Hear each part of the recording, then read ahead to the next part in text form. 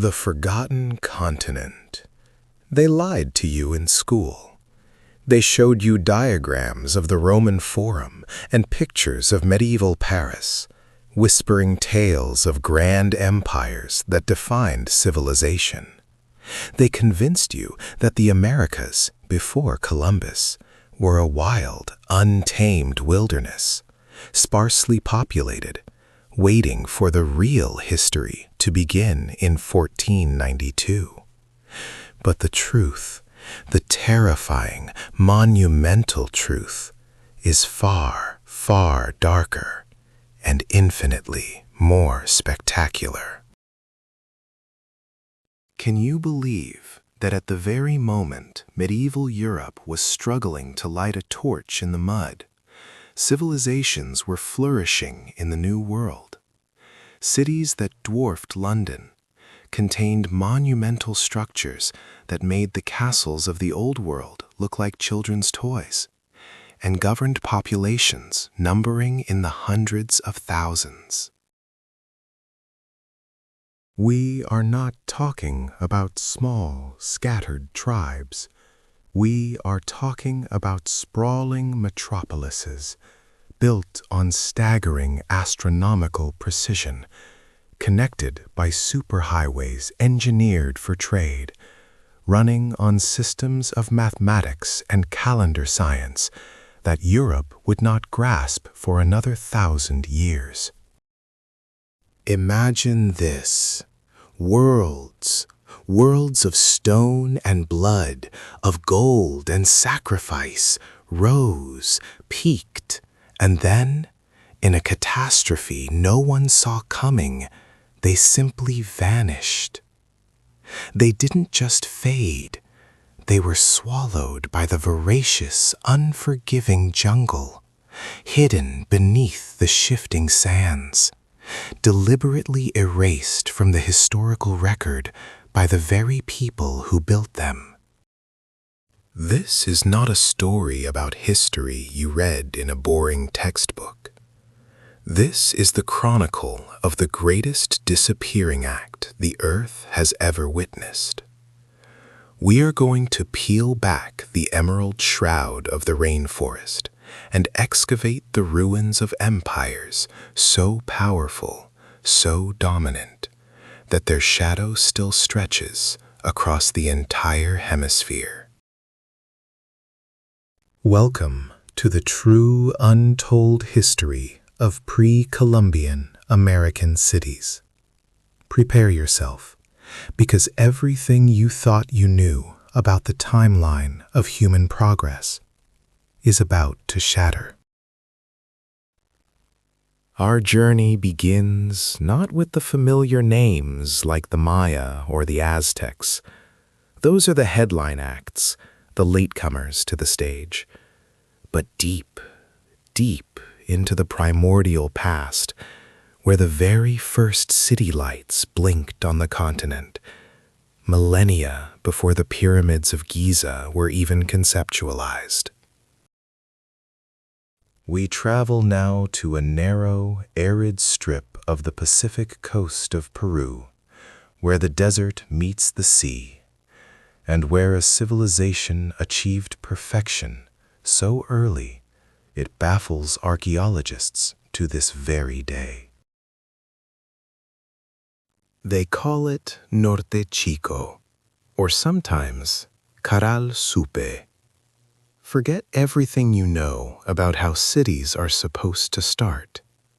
No massive walls, no terrifying standing army, and crucially, no pottery, none. Picture a landscape dominated by stepped pyramids and sunken circular plazas, monuments of staggering scale, built purely from massive stones and woven reeds, all constructed around 3000 BC. That is not a typo. 3000 BC.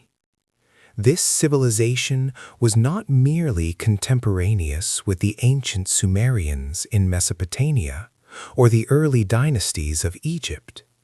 It was their equal, their peer, their secret sibling on the far side of the unforgiving ocean.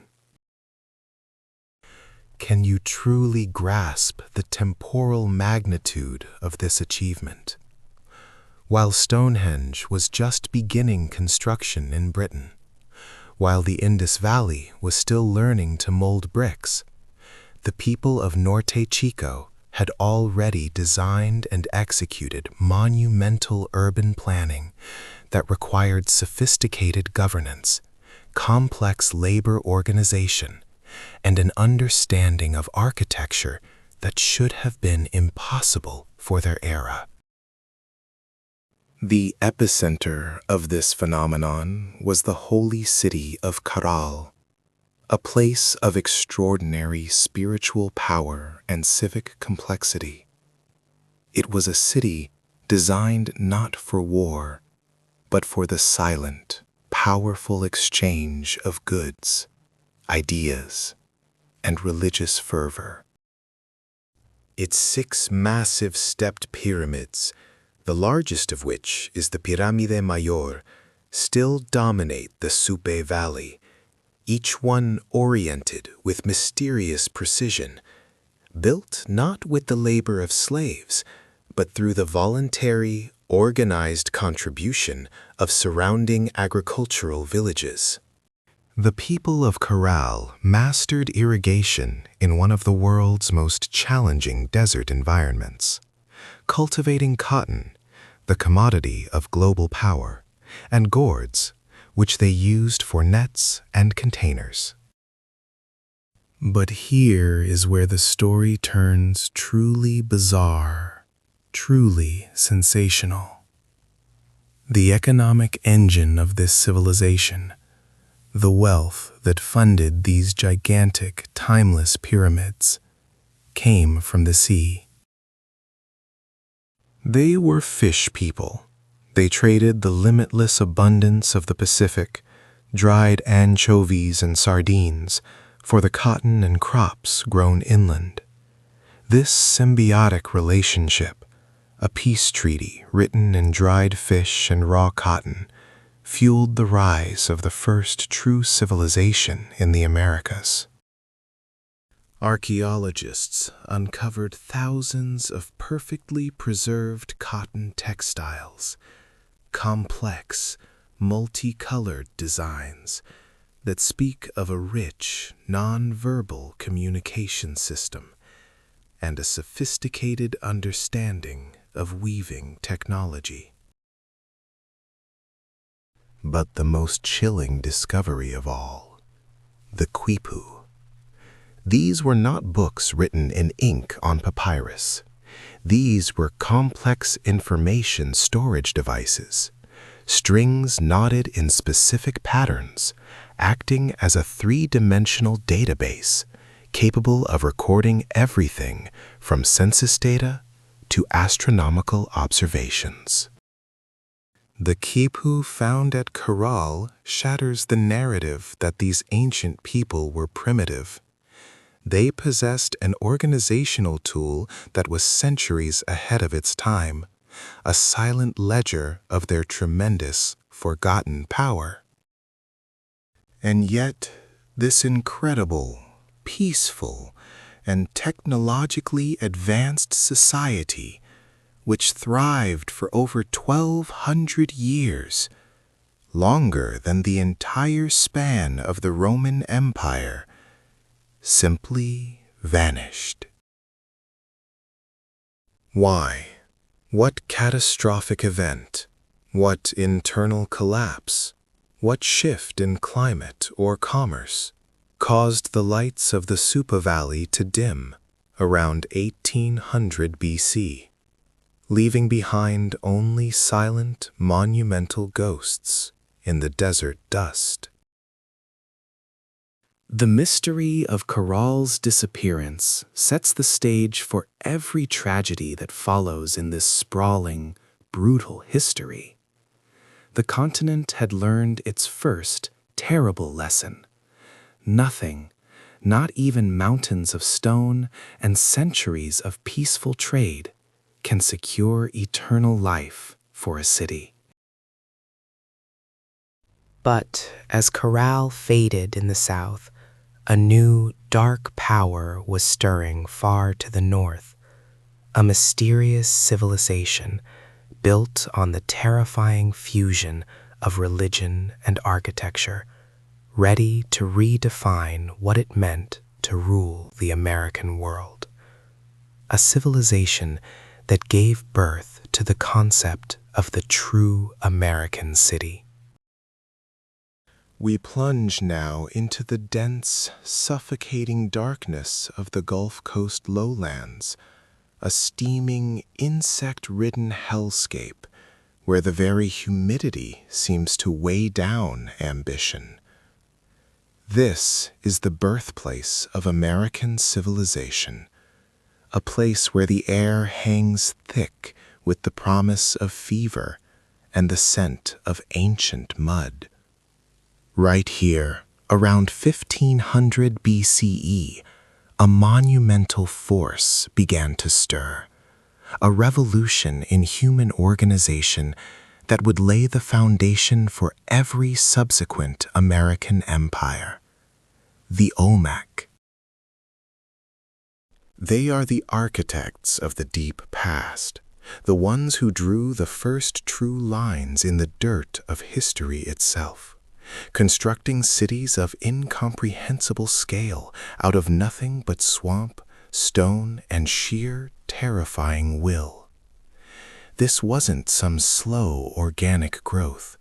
This was a sudden, violent explosion of urban complexity in a place where it should have been impossible. Their first true capital, San Lorenzo Tenochtitlan, and note that name, Tenochtitlan, an echo we will hear again nearly 3,000 years later, was not a simple village. It was a complex political and religious entity built on a massive, artificially raised plateau, dominating the surrounding floodplains. Imagine the sheer, unbelievable labor required to level and elevate a mile-long area of earth in that swampy environment, turning a natural rise into a man-made, terraced monument to power and control. They required an administrative sophistication that modern historians still struggle to comprehend, coordinating thousands of laborers without metal tools, without draft animals, and most critically, without the wheel. They were masters of hydraulic engineering, digging complex drainage systems and sophisticated aqueducts centuries before Rome perfected its own water systems. San Lorenzo reigned supreme for centuries, controlling vast trade routes and disseminating its unique, powerful culture across hundreds of miles of Mesoamerica. But the true, horrifying enigma of the Olmec lies not in their plumbing or their trade networks, but in their portraits, their silent, stone guardians of forgotten history. Suddenly, out of the jungle mist, they appear. Massive, terrifying heads carved from single blocks of basalt, standing 8, 9, sometimes 10 feet tall, weighing up to 50 tons. These are not generic idols or abstract statues. These are hyper-realistic, individualized portraits of powerful rulers, each wearing a distinctive militaristic helmet, often depicted mid-scowl or in a fierce, silent command that still chills the bone thousands of years later. The logistical impossibility of their creation and movement is staggering.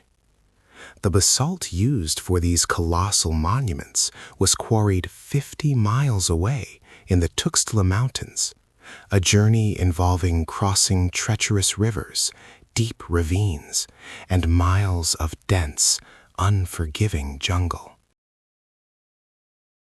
We are talking about 50 tons of volcanic rock being dragged, floated, and manipulated across this hostile landscape 3,500 years ago, using only human muscle, hemp rope, and probably log rollers painstakingly laid in the mud. This required thousands of slaves or subjects driven by an ideology so potent, so absolute, that they would dedicate generations of labor to moving a single king's head. This was not just art. It was a devastating display of centralized political and religious authority, designed to instill terror and awe in any who dared challenge the ruler whose stone face stared eternally across the plaza.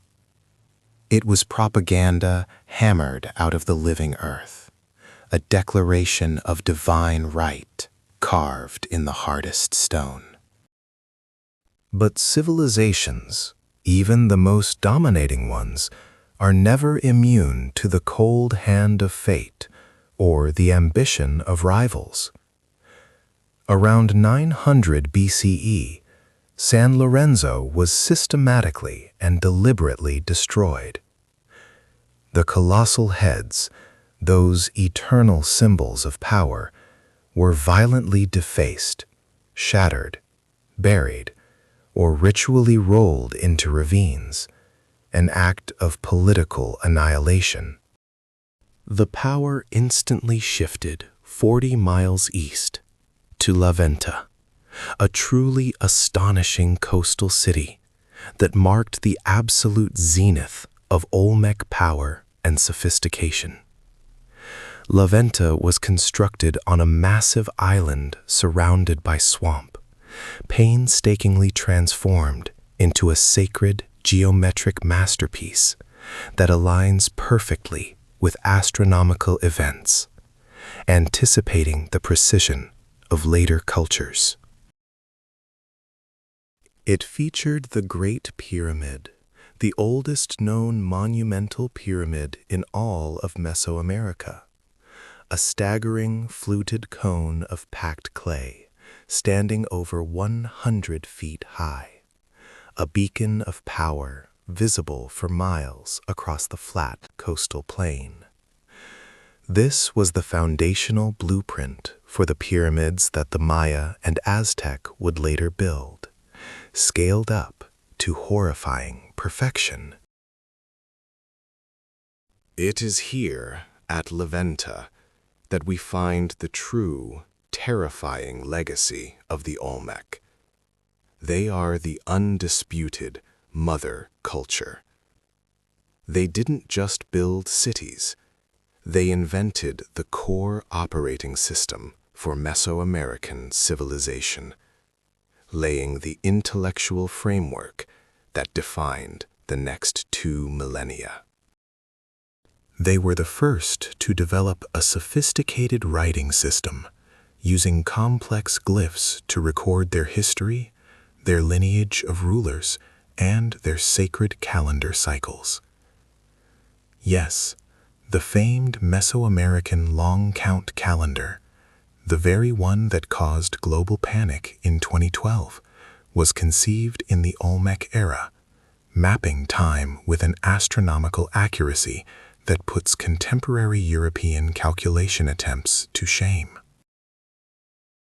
They invented the concept of zero, mathematically crucial for astronomy and engineering, centuries before it reached the Old World from India. They conceived the idea of the shaman king, the were-jaguar deity, and perhaps most chillingly, They codified and invented the Mesoamerican ball game. Yet even the mighty Olmec could not escape the dreaded fate of the forgotten megalopolis. After centuries of absolute domination, around 400 BCE, La Venta was suddenly, mysteriously abandoned. The monumental centers were deserted. The powerful administrative core simply dissolved. The sophisticated artwork stopped. The great political system fragmented into smaller regional chiefdoms, leaving a dangerous regional power vacuum. The people didn't disappear. They simply walked away from the grand experiment of the city, leaving behind only the mute, judgmental faces of the colossal heads staring out from the encroaching jungle. Why? Was the soil exhausted? Did the trade routes shift away, starving the great center of resources? Or was it something far more sinister, an echo of the catastrophic collapse that seems woven into the very DNA of every great American civilization?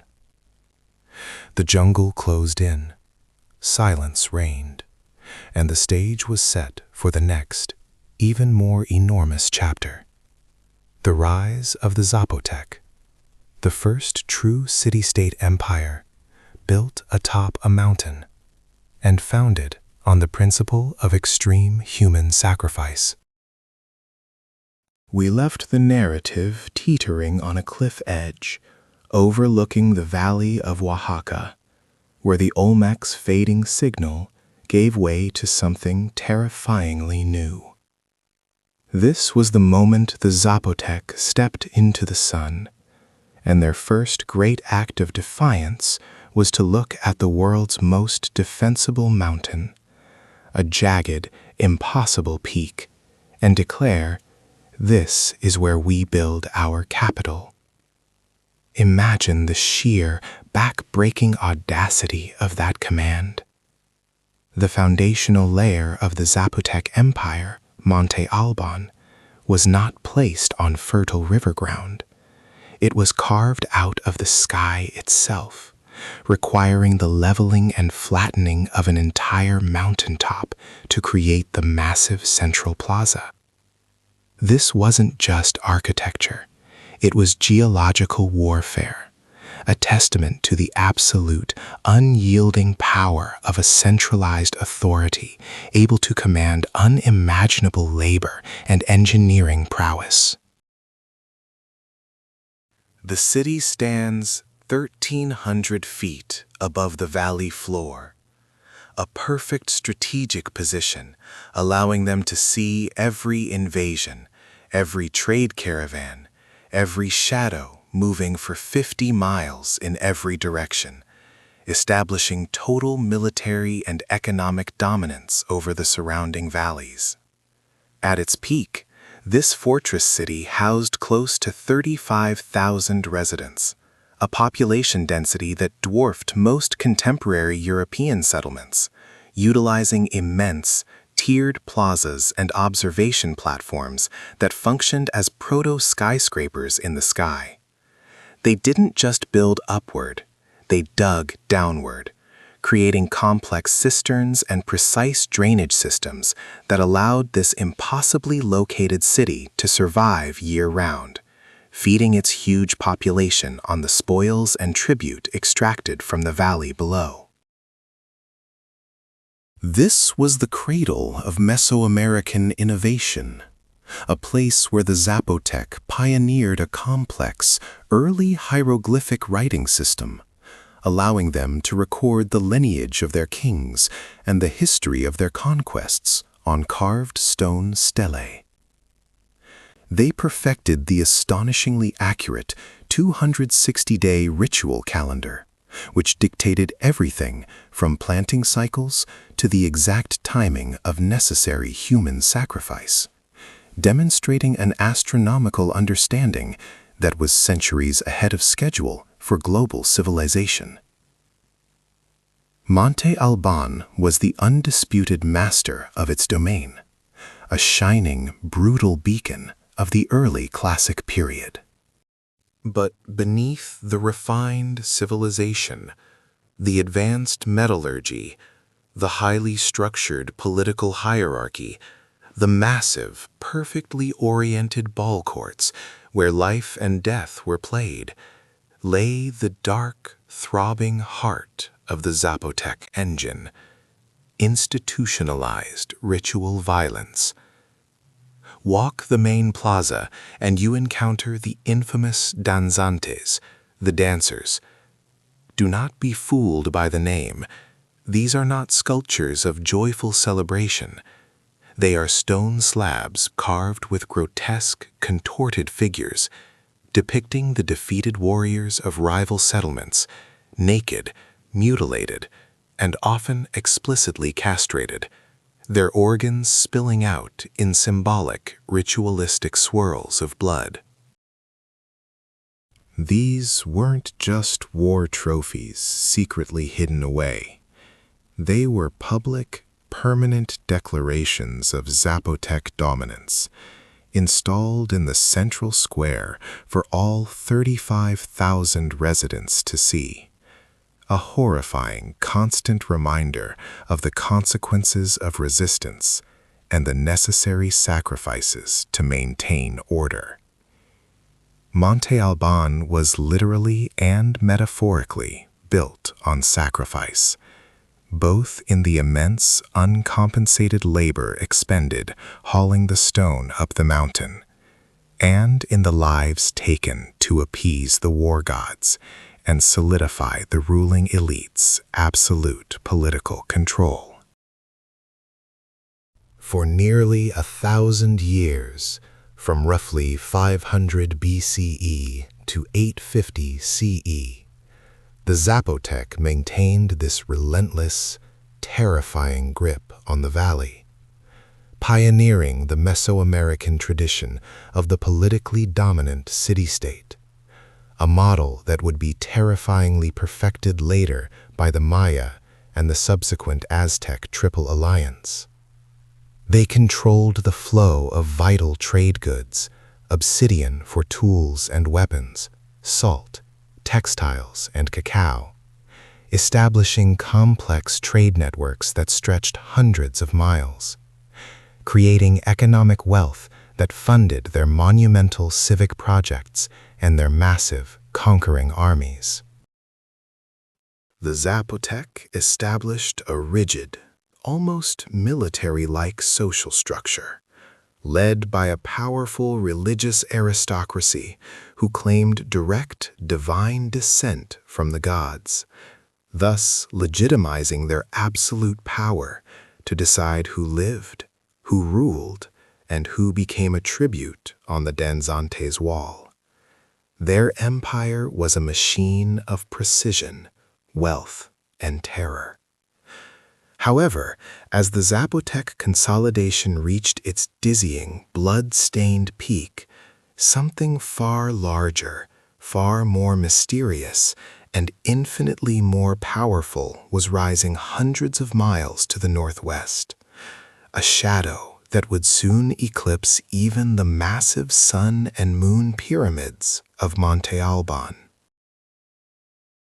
We are talking about the true megalopolis, the undisputed king of the American supercities, a place so vast and so alien that its ruins would later be mistaken for the work of giants, Teotihuacan.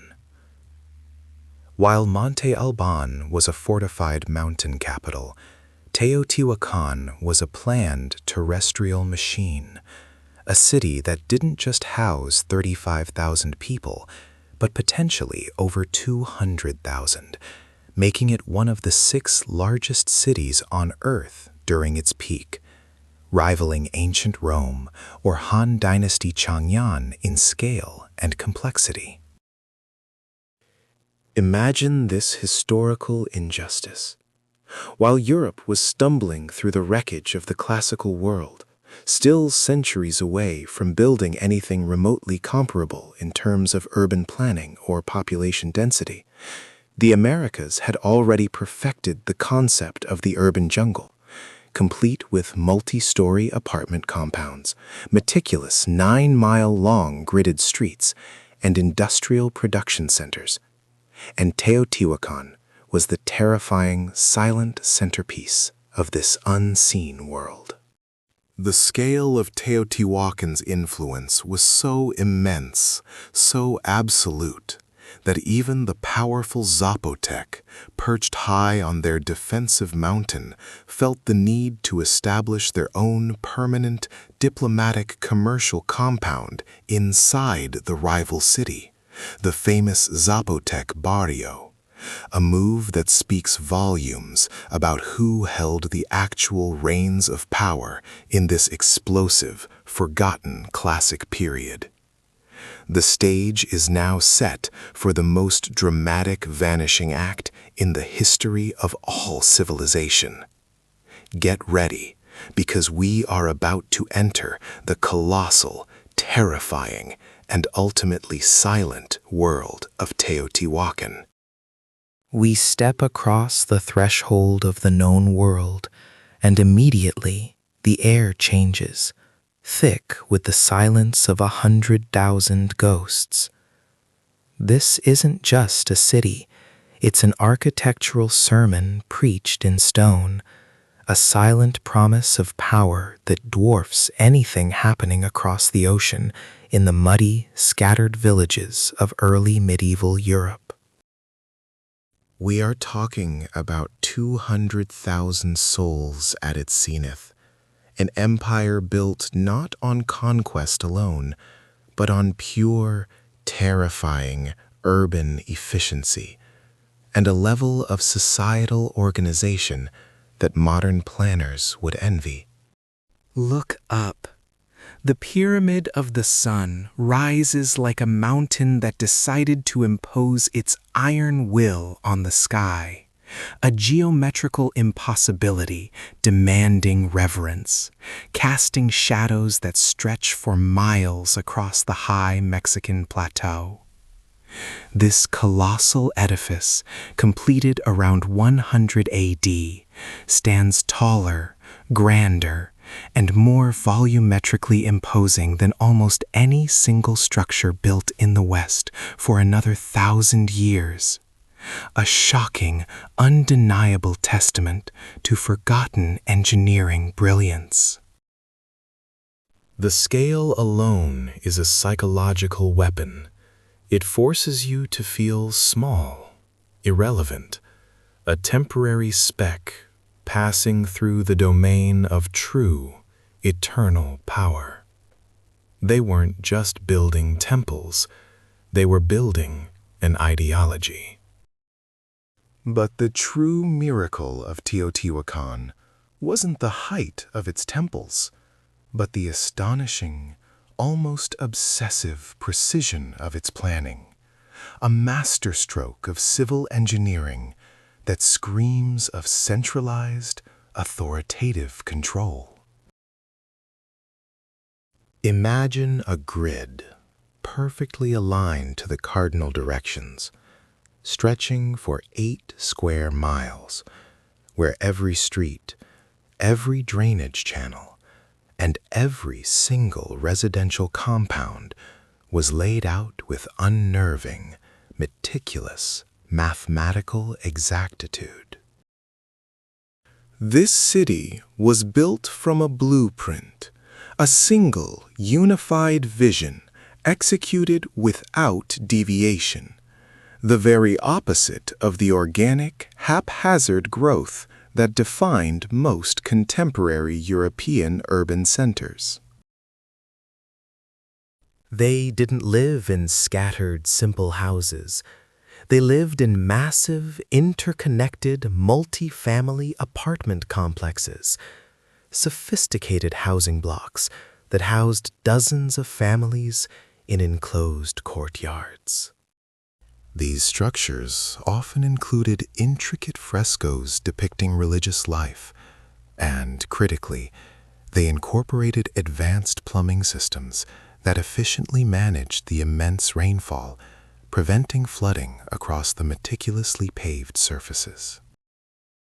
This was not primitive living. This was a fully functional, highly regulated machine, a civilization so supremely confident in its internal strength that, remarkably, for nearly 600 years, they built no substantial defensive walls around the core of the city. They were the undisputed center of the known world, the undisputed economic powerhouse. And for centuries, the chilling consensus was, who would dare threaten the city of the gods? They simply didn't need external defenses, because their internal power was absolute. But as we walk the vast expanse of the Avenue of the Dead, flanked by the colossal temples dedicated to the moon and the feathered serpent, Quetzalcoatl, a profound, unsettling silence hangs in the air, revealing the city's deepest mystery. Where are the kings?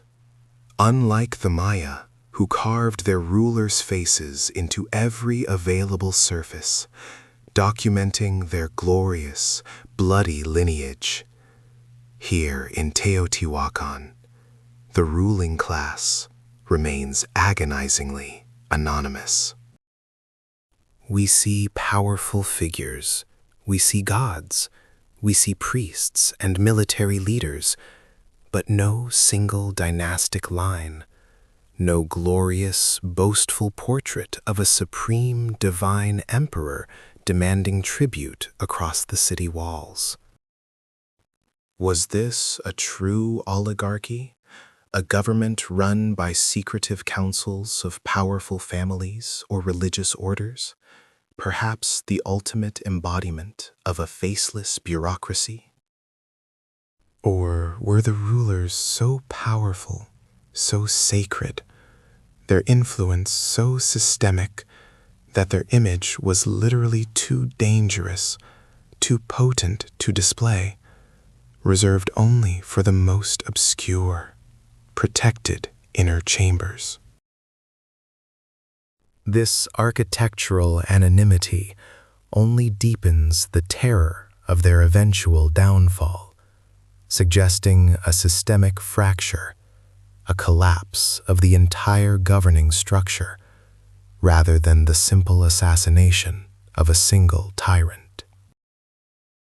The true engine driving this urban colossus was not maize alone, though agriculture was essential, but the relentless, crystalline edge of obsidian. Teotihuacan controlled the sources of the sharpest cutting tool known in the ancient world, dominating the vast trade routes for hundreds of miles.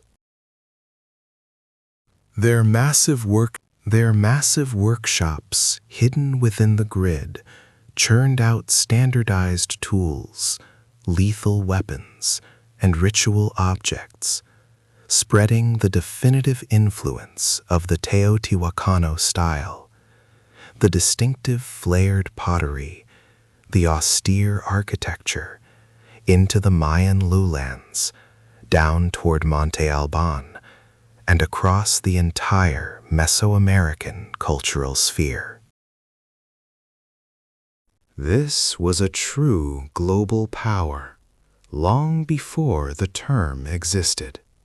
A city whose economic footprint was felt from the steamy jungles to the arid desert highlands, binding disparate peoples into one vast, interconnected market based on their monopoly.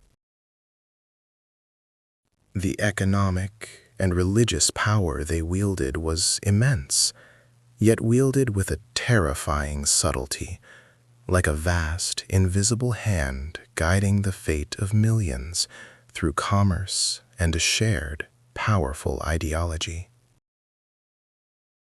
For nearly 600 years, this civilization stood untouchable, a towering monument to human organization and ambition.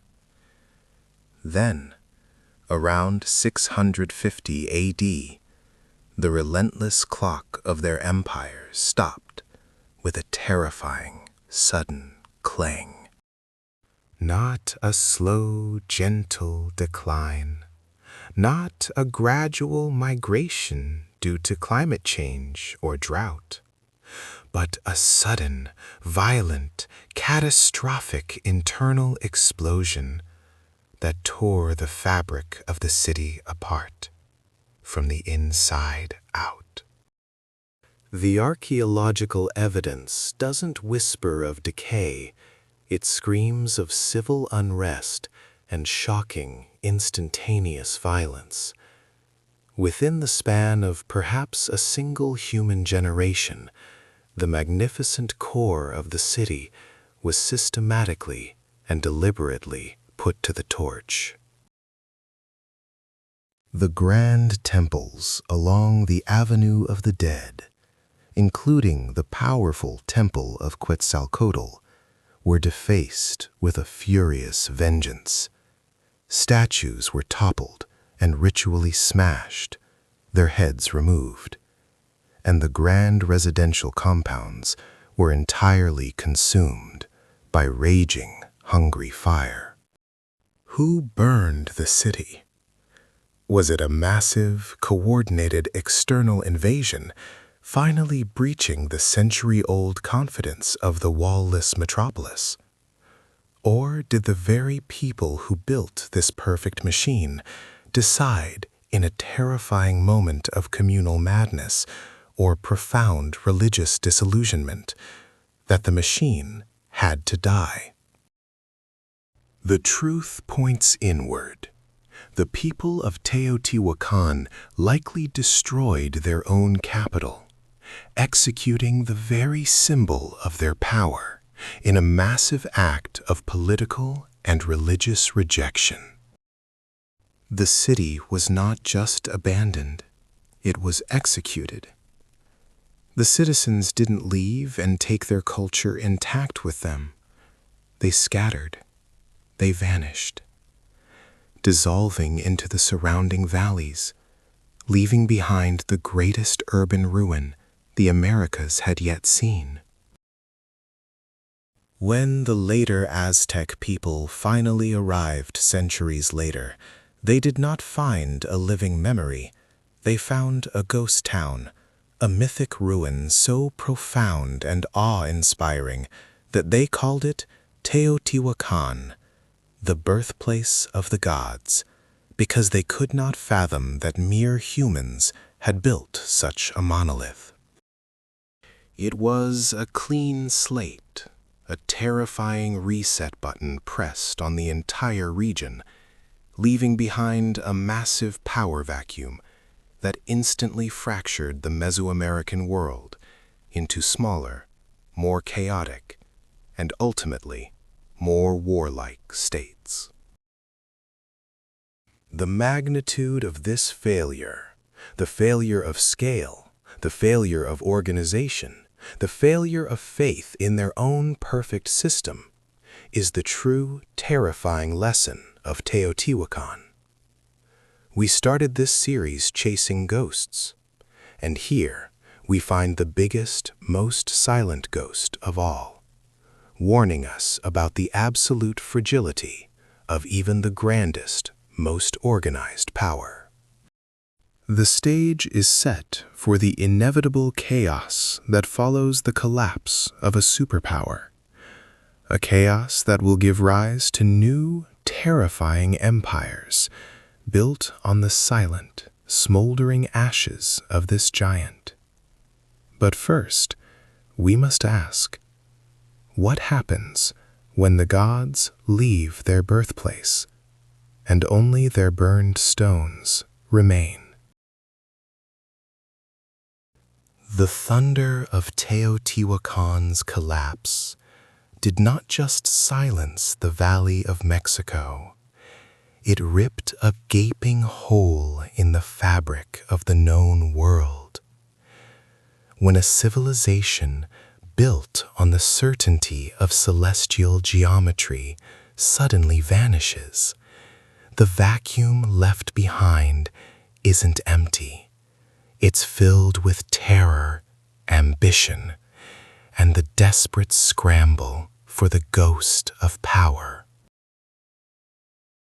For decades, perhaps even a century, the political map was defined by pure, brutal absence. Imagine the entire infrastructure of an empire dissolving, leaving only the cold, precise geometries of its empty streets as monuments to an unimaginable failure. Yet the knowledge, the brutal, beautiful, and dangerous knowledge of city building, of cosmology, of water control, did not die.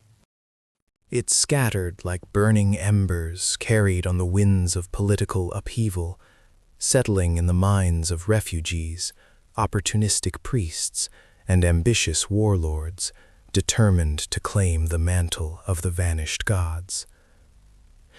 This dark age of fragmentation and trauma set the stage for the terrifying rise of the Toltecs, a hardened warrior culture that attempted to reconstruct the Teotihuacan ideal, but only through the lens of relentless, militarized power. They didn't aim to build bigger than the giants. They aimed to build harder, more brutally efficient, and less dependent on the complex, nuanced religious structures of the past.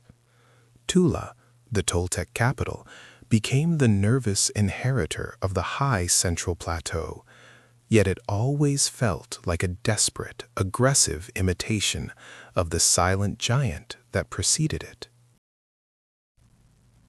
Tula was defined by violence, by the chilling aesthetic of the Atlantes, colossal stone warriors standing rigid guard, not just against human enemies, but against the very memory of chaos that swallowed Teotihuacan. This was the age where the old celestial religion mutated into something darker, more earthbound and demanding. The calendar and the stars remained vital, but the focus shifted ruthlessly to conquest, blood sacrifice, and the absolute projection of military dominance across a wide swath of Mesoamerica. The Toltecs were the critical bridge, taking the shattered architectural blueprints of the past and stamping them with their own terrifying signature, paving the cultural road that would, centuries later, lead directly to the terrifying magnificence of the Aztec Empire. But while Mesoamerica wrestled with the powerful ghosts of its fallen empires, a revolution, arguably more fundamental and profound, was quietly brewing 3,000 miles to the north. We must shift our gaze dramatically from the arid plateaus of Mexico and follow the wide, winding, muddy arteries of the Mississippi River, deep into the fertile, forgotten heart of what we now call the American Midwest. This is where the next, most astonishing chapter of the forgotten megalopolis story unfolds. A dramatic emergence that proves the genius of indigenous American urbanism was not confined to the tropics or the desert highlands. For millennia, the peoples of the Mississippi Valley had lived in small, scattered communities, surviving on hunting, gathering, and the slow, steady adoption of agriculture. But around 900 AD, a fundamental process snapped into place, a technological and social shift so profound, centered primarily around the intensive cultivation of maize and the organization of labor, that it changed the North American landscape forever. This was the Mississippian emergence. It was not just a cultural shift. It was the birth of the most sophisticated, densely populated, and technologically advanced civilization North America had ever seen prior to European contact. And at its absolute, monumental, terrifying heart stood a city called Cahokia. Cahokia was not merely a large village or an oversized ceremonial center. It was a planned urban center, a true metropolis that, at its absolute peak, around 1100 AD, dwarfed every settlement in the contiguous United States for the next 700 years. Let that astonishing fact sink in. When London was still a dirty, confined, often burned wooden town, smaller and less planned, a city of towering, engineered earth pyramids, precise astronomical alignments, and massive civic infrastructure flourished near modern-day St. Louis. Its core population estimates are staggering, placing it easily over 15,000 residents within the main palisaded precinct, swelling potentially to 40,000 or more across the greater metropolitan area and its satellite towns. This was bigger than Paris or Rome at certain critical points in the same era. The sheer physical labor required to construct this capital is nearly incomprehensible. They were not using quarried stone, but the very soil beneath their feet. They moved mountains, basket load by basket load, with nothing but muscle and sheer organizational genius. The defining feature, the monumental, sacred heart of the entire city, was Monk's Mound. Rising over 100 feet into the air, covering 14 acres at its base, a footprint actually larger than the Great Pyramid of Giza's, this artificial mountain required an estimated 22 million cubic feet of meticulously packed earth. It wasn't built quickly.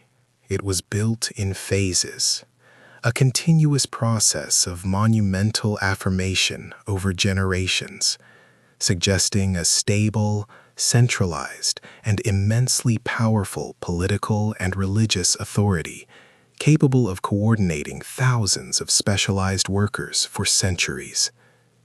Imagine standing in the Great Plaza, a space meticulously flattened to an astonishing, impossible precision over 40 acres, surrounded by looming defensive palisades and the overwhelming shadow of Monk's Mound. This vast engineered space was the stage for colossal public rituals, for political theater that dictated the fate of regions, and for the redistribution of goods that sustained this massive, complex urban society. But Cahokia was more than just brute size. It was defined by chilling astronomical intelligence. Just west of Monk's Mound stood the Woodhang, not a random scattering of logs, but a series of precise, massive circles of red cedar posts, aligned perfectly to track the solstices and equinoxes. These ancient Mississippian astronomers were meticulously mapping the cosmos, tying the agricultural cycle, the sacred calendar, and their entire religious belief system to the absolute, predictable movement of the sun. The rulers of Cahokia weren't just kings or chiefs. They were cosmologists, high priests who claimed authority directly from the celestial events they mastered and interpreted through the shadows cast by their sacred calendar. Their influence radiated outwards, not always through direct military conquest, but through the irresistible gravitational pull of their economic, religious, and political power. The Mississippian cultural complex, the mounds, the plazas, the symbols of the Southern cult, spread like a cultural wildfire across the entire Southeast and Midwest, transforming landscapes from Oklahoma to Florida. The artifacts left behind tell a dazzling story of staggering wealth and far-reaching trade. Copper plates stamped with mythological, terrifying birdmen, sheets of mica imported from the Appalachian Mountains, marine shells from the Gulf Coast, and exotic chert and obsidian sourced thousands of miles away. Cahokia was the undisputed nexus of a continental economy, a trading hub of unparalleled complexity. They perfected intensive maize agriculture, transforming the rich, fertile floodplains into a food engine capable of supporting this dense, non-agricultural population. But success brought inherent challenges, and the city's defensive posture soon became paramount. Around 1150 A.D., the entire central precinct of Cahokia, the heart of the metropolis, was encased in a massive 2-mile-long wooden stockade, a palisade that required 15,000 to 20,000 enormous logs, and which archaeological evidence shows was rebuilt not once, but multiple times over the decades. Why the sudden, colossal need for such terrifying protection? What enemy was powerful enough? What internal fracture so severe that it threatened to bring down the greatest city in North American history? That monstrous wall of 20,000 logs, 3 miles long, wasn't just holding back a visible enemy. It was defining the inner circle, the seat of terrifying, centralized power. It sealed off Monk's Mound, the largest earthwork structure in the entire Western Hemisphere, a man-made mountain of soil that dwarfed almost every contemporary structure in Europe by sheer volume. This was not a random collection of huts, but a meticulously engineered metropolis, aligned with astronomical precision, reflecting the cosmic order its rulers claimed to embody. Inside that palisade, the elite lived a life unimaginable to the common farmers clustered outside the grim shadow of the walls, a visible, stark line of demarcation between the sacred and the profane, the powerful and the expendable. From the summit of Monk's Mound, the paramount chief, the self-proclaimed Great Sun, looked down upon 20,000 souls, a teeming population density rivaling London in the 12th century. His word was cosmic law, his power absolute, mediated by a priestly class who controlled the calendar and the crucial life and death agricultural cycles. Imagine the terrifying spectacle. Massive, synchronized festivals, the air thick with the scent of burning offerings, the relentless rhythm of the chunky game, a lethal sport played with polished stones that served as both mass entertainment and a form of ritualized conflict resolution, demanding total focus and obedience. Cahokia was the undisputed economic heart of a continent, a suction cup pulling wealth from thousands of miles away. They drew razor-sharp obsidian from the volcanic fields of the Rockies, glittering mica from the Appalachian Mountains, and exotic seashells from the distant Gulf Coast, establishing a continental trade hub unlike anything seen before or since in North America. Yet, the very magnitude of this success, the sheer magnetism of Cahokia, required an unimaginable, unsustainable consumption of resources, especially timber. The forest surrounding the city was not just cleared for farming, it was relentlessly devoured to fuel the perpetual building projects, the massive funeral pyres, the daily cooking fires, and most critically, that vast, terrifying palisade itself, which required constant, back-breaking maintenance.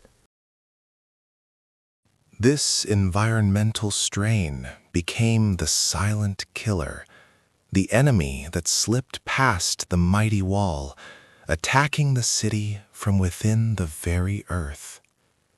As the fields stretched further and further away from the urban core, the labor required to feed the masses became logistically impossible.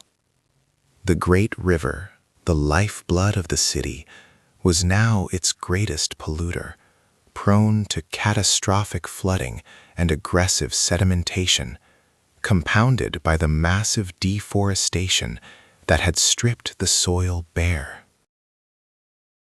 The subtle, slow march of the ecological crisis began to collide head-on with a terrifying social reality: the growing, undeniable chasm between the elite, who lived in splendid, protected isolation within the palisade, and the commoners, whose strained labor sustained the entire precarious structure. Archaeological evidence, unearthed from the trash heaps, tells a grim, unmistakable story of deepening inequality. We see a definitive shift in the diet of the lower classes, suggesting less and less access to quality protein, and an increasing dangerous reliance solely on maize.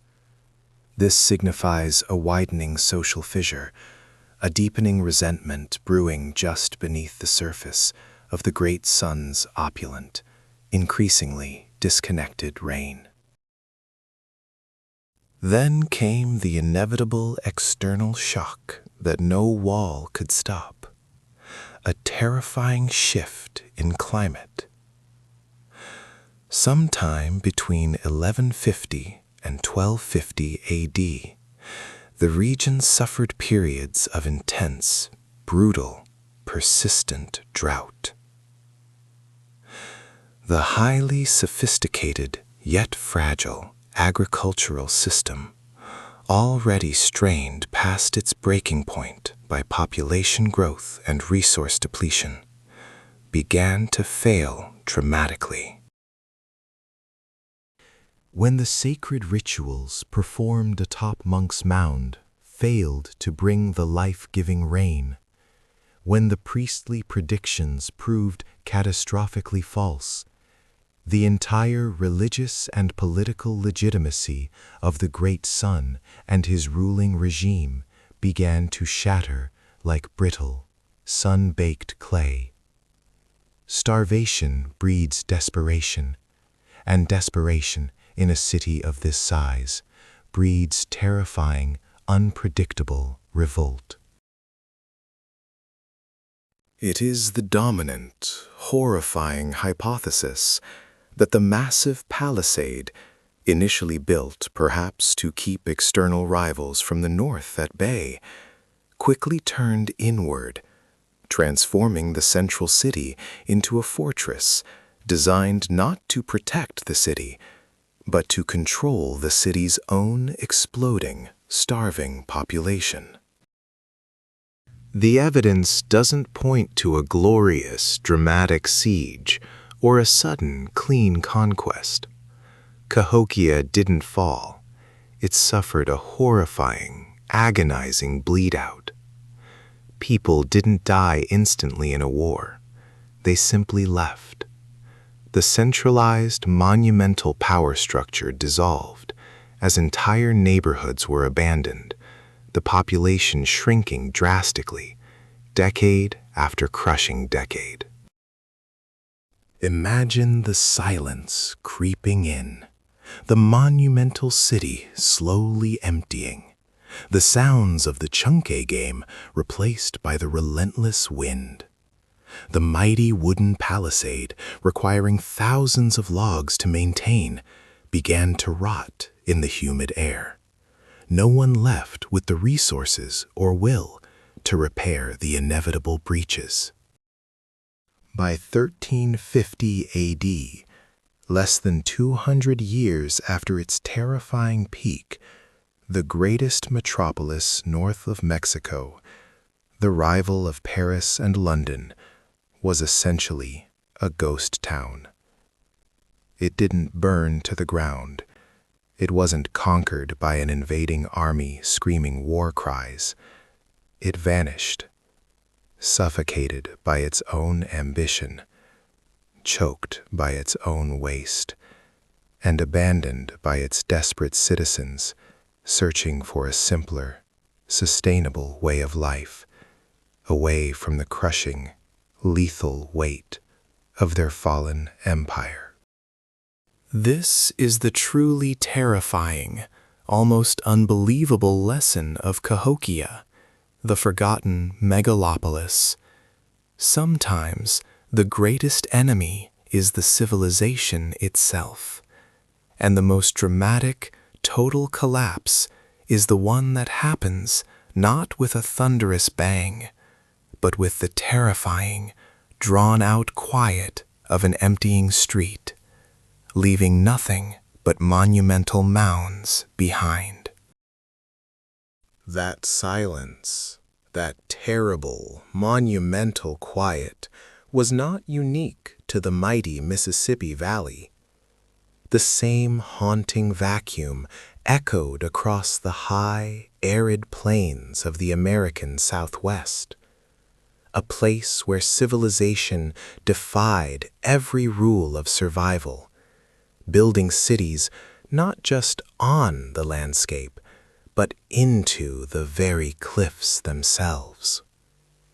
We are talking about the ancestral Puebloans, the people who carved Pueblo Bonito out of the unforgiving earth, turning a desolate canyon into a nexus of power and astronomical genius.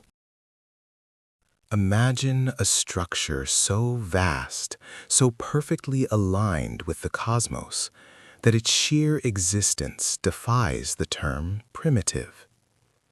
Pueblo Bonito in Chaco Canyon wasn't just an apartment complex.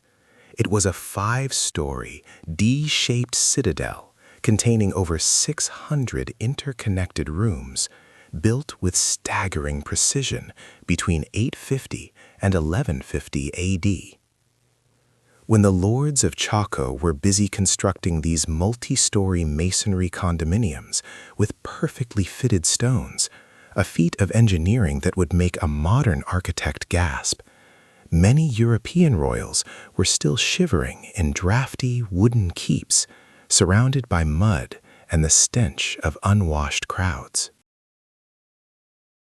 This Chacoan world was a hub of ritualistic and astronomical power, a place where the sun and moon were charted not by crude drawings, but by purposeful architecture that captured light and shadow with laser precision through structures known as sun daggers.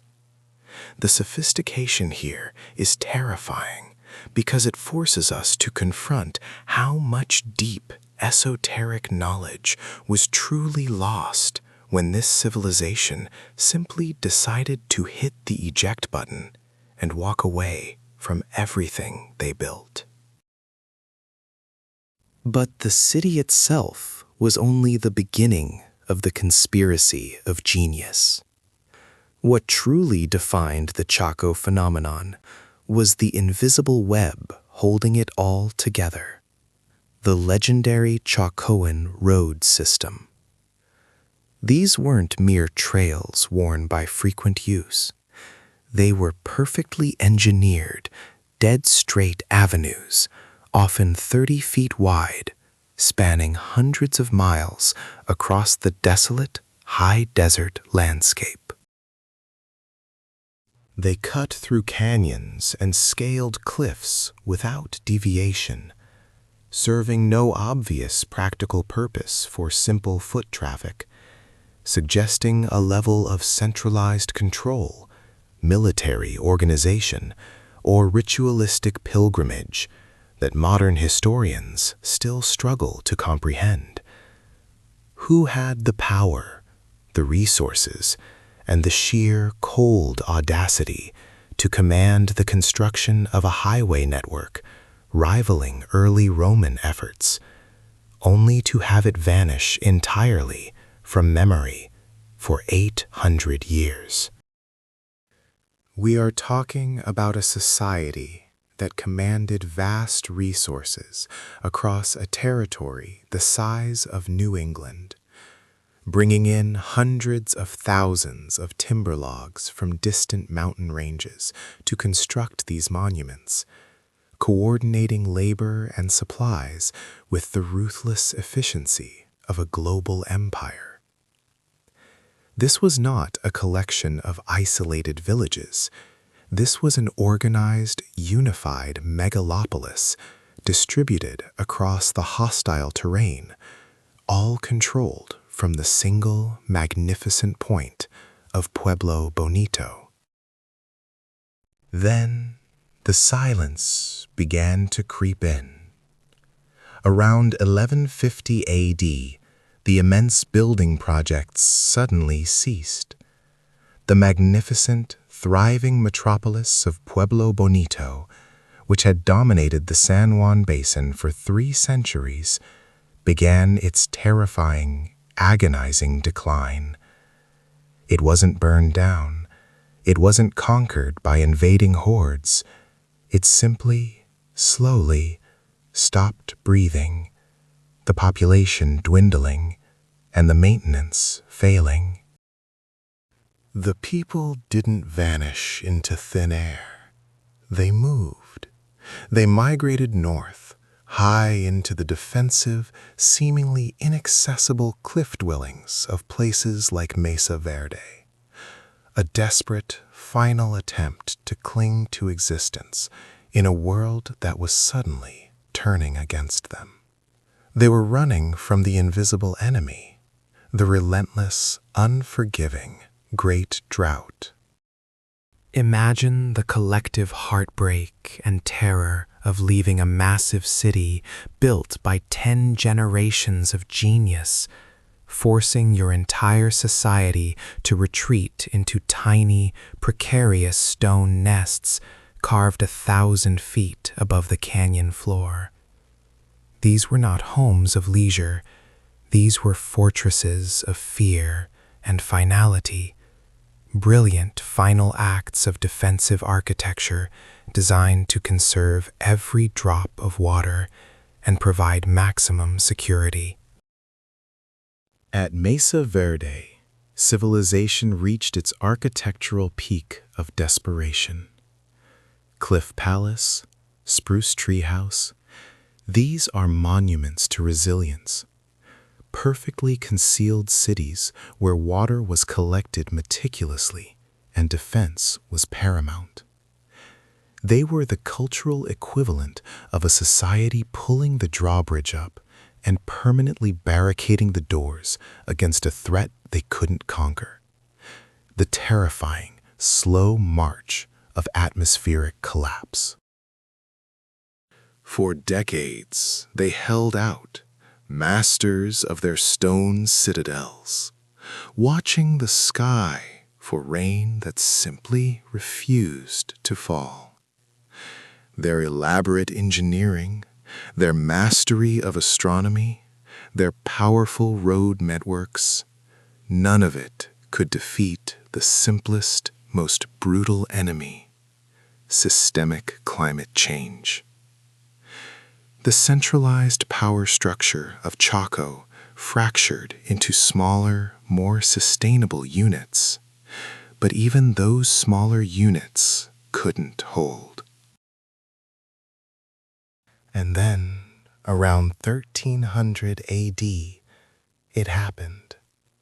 The final, absolute silence. Not just the main cliff cities, but the entire region, encompassing thousands of settlements and vast agricultural zones, was utterly abandoned. The people walked away from cities built with perfect masonry, leaving behind only the cold, empty shells of rooms and the haunting ghosts of the circular kivas. The question echoes across the centuries, chilling the bones of every archaeologist who walks those silent stones. Where did they go?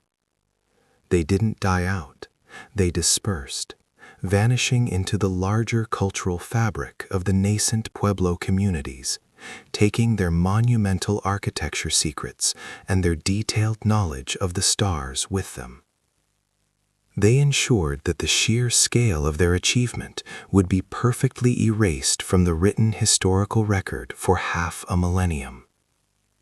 This silence, this total, intentional evacuation, is the most profound mystery of the forgotten megalopolis, proving that sometimes the greatest terror is not destruction, but absolute disappearance. We left the continent reeling from the shock of disappearance, a sudden, absolute silence in the face of impossible scale.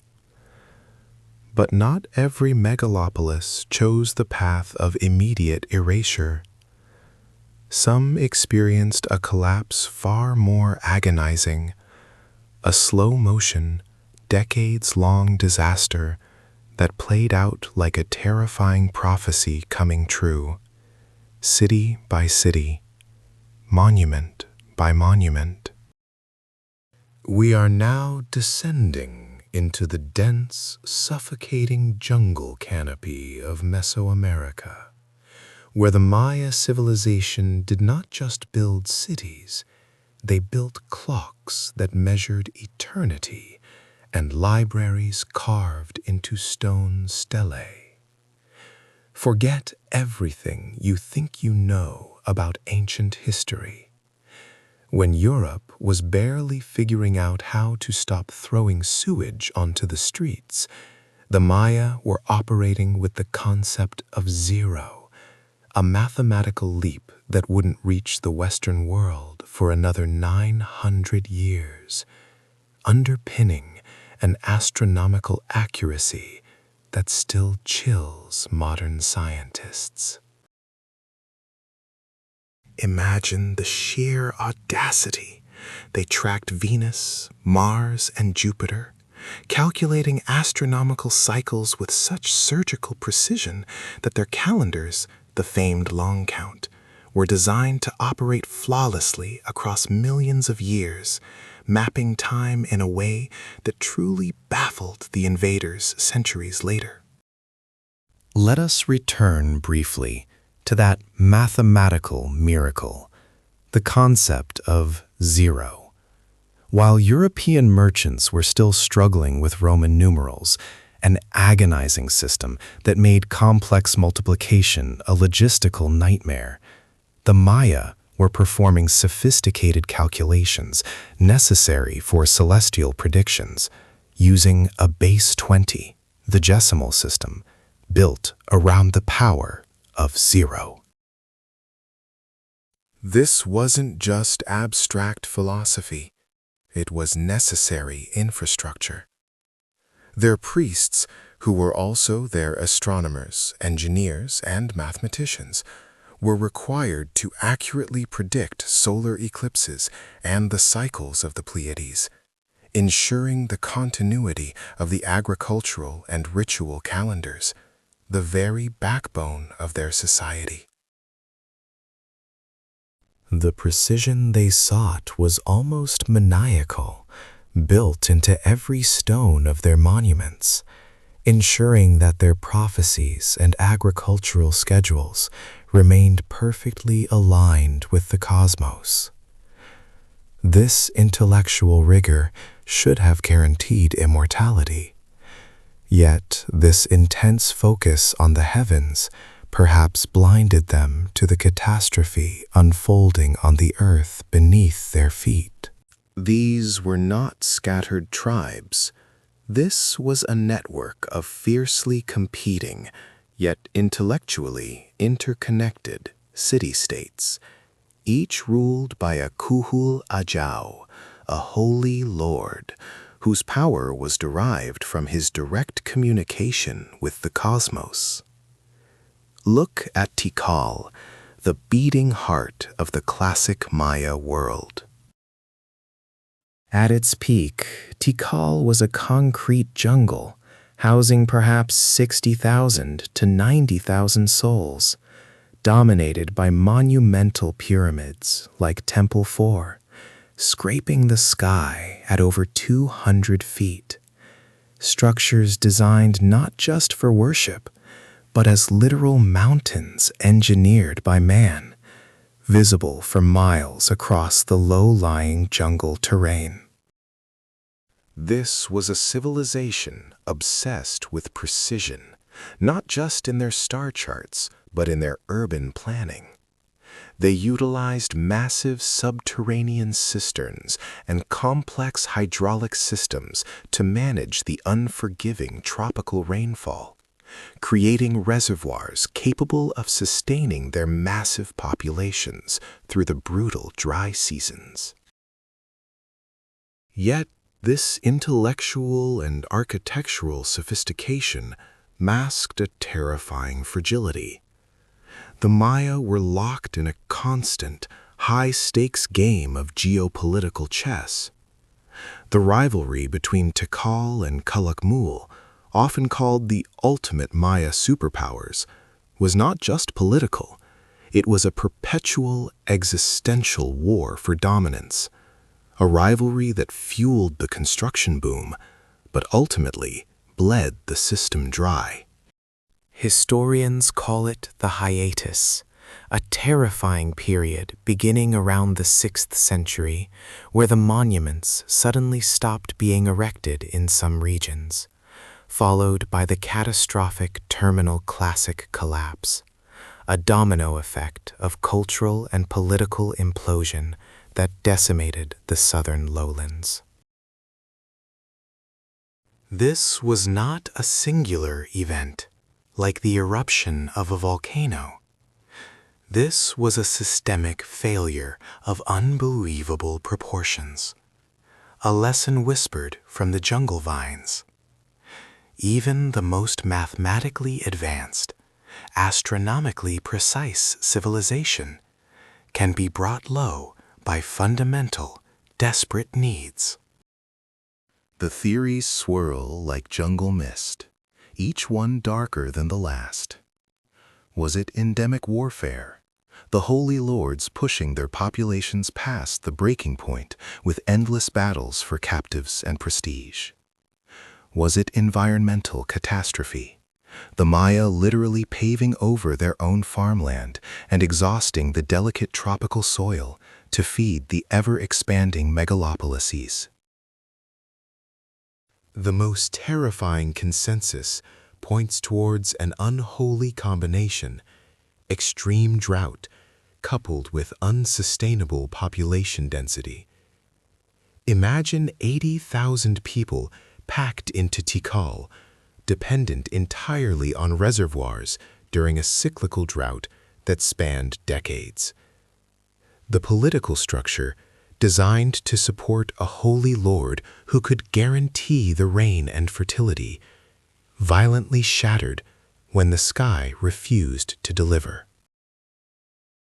As the crops failed and the cisterns cracked open to reveal nothing but mud, the people did not simply wait for the famine. They turned on the cistern itself. The great stelae, the carved records of cosmic history and divine lineage, were sometimes intentionally smashed, desecrated by the very people they were meant to serve. The escalating scale of warfare transformed. Early Maya conflicts might have focused on acquiring high-status captives for ritual sacrifice, cementing the authority of the Holy Lord. But as resources tightened, especially water, the wars became total, desperate fights for survival, focused on destroying the enemy's agricultural and hydraulic infrastructure.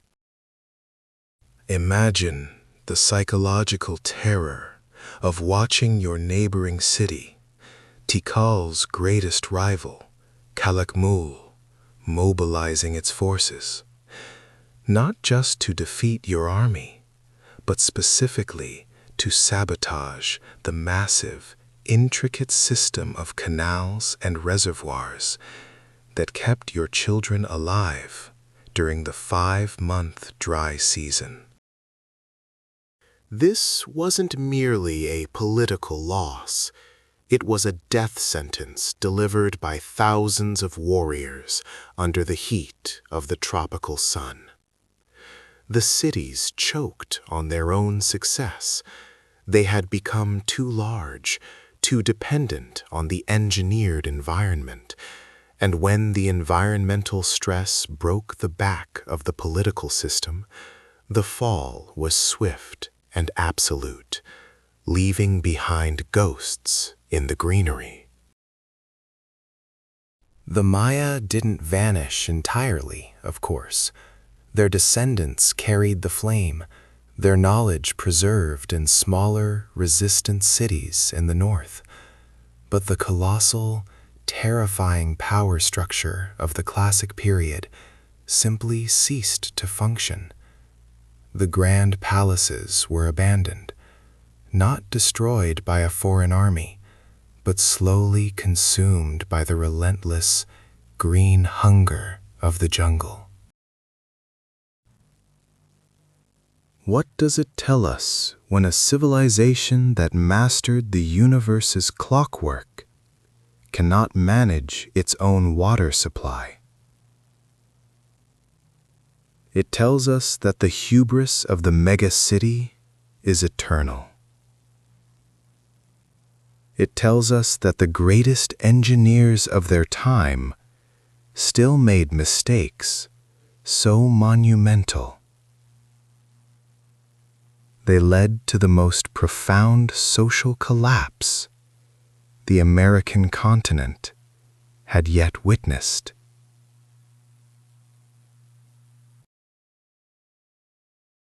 The jungle reclaimed Tikal and Calakmul, swallowing their immense power whole.